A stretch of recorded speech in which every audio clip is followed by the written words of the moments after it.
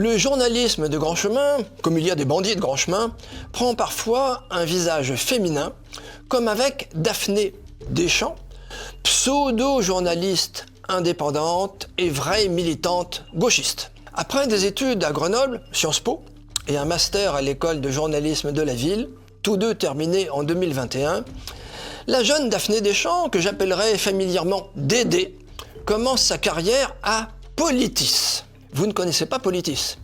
Politis est un hebdomadaire fondé en 1988 avec les fonds de Pierre Berger. En 2021, l'année où Dédé y démarre, le rédacteur en chef est Gilles Woulous, qui travaille en tandem avec son mari, Azzedine Jamal.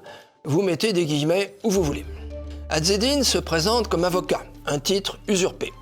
Avec Gilles Woulous, ils ont cofondé des sociétés aux États-Unis et en France. Pour quelles activités? Escroquer les clandestins en leur proposant de leur faire obtenir leur régularisation en préfecture. Des clandestins capables de payer de 4 000 à 9 000 euros par dossier, en liquide, bien entendu. Pour cela, on recrute des immigrés, apporteurs d'affaires, en leur promettant un pourcentage qui ne sera jamais payé ou seulement partiellement. C'est le système de la pompe à finances du père Ubu. Côté court, côté politique, j'encourage l'immigration et le grand remplacement. Côté ville, côté financier, je vis en escroquant les clandestins que j'ai contribué à faire venir. Pas de doute, pour un début de carrière, Daphné Deschamps a choisi le bon média. La suite est bien aussi. Dédé écrit successivement pour l'Humanité, Rue 89, Basta Média, Mediapart, Libération. Mais son principal employeur est le site de délation Street Press, qui joue le rôle d'un simple auxiliaire de police. Dédé connaîtra son heure de gloire le 15 janvier 2022 avec un tweet repris par Gérald Darmanin, alors ministre de l'Intérieur. Lors d'une manifestation anti-pass sanitaire, il voit des hommes blancs, le visage couvert pour nombre d'entre eux et la main levée à 70 degrés vers le ciel, bras tendus. Immédiatement, Dédé s'empresse de tweeter, je cite, « Environ 200 néo-nazis, bras tendus en pleine rue, au cœur de la manif passe, tout va bien !» Fin de citation. Hélas, c'était une fake news. Dédé avait vu des saluts nazis, alors que les manifestants tapaient simplement en rythme dans leurs mains.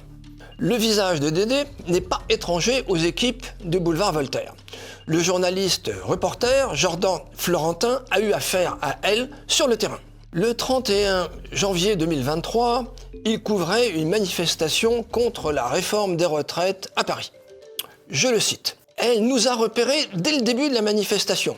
Puis elle est passée à côté en donnant un coup de pied dans notre trépied, faisant tomber au sol tout le matériel. Ça ne lui plaisait pas que des journalistes de droite puissent être présents à cette manifestation. » Fin de citation. Aucun média de grand chemin ne consacra une seule ligne à cette agression. Mieux, le 29 novembre 2023, dans l'émission première édition de BFM TV, Marc-Olivier Fogiel lui-même recevait Dédé en tant que, vous allez rire, journaliste indépendante spécialisée dans le suivi des extrêmes droites. La boucle est bouclée. Du modeste Street Press au puissant BFM, avec Daphné Deschamps, le journalisme de grand chemin se porte toujours aussi bien.